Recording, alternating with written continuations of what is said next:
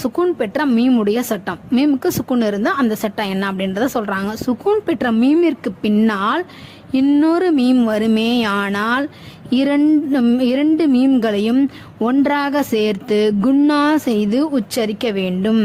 ஓகேவா?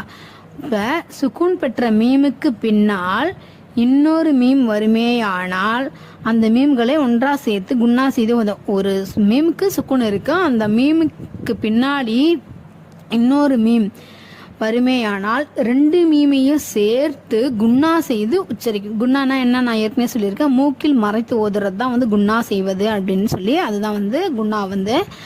அதை அந்த குன்னான்றது என்ன, காங்காலில் ஙா அப்படின்றத மூக்கில் சொல்கிறாங்க போது அதுதான் அந்த மீம் அப்படின்றத அந்த மூக்கில் லைட்டாக சொல்லணும், அதுதான் குன்னா. ஓகேவா? அடுத்தது சுக்கூன் பெற்ற மீமிற்கு பின் பா வருமேயானால் குன்னாவுடன் இஹ்ஃபா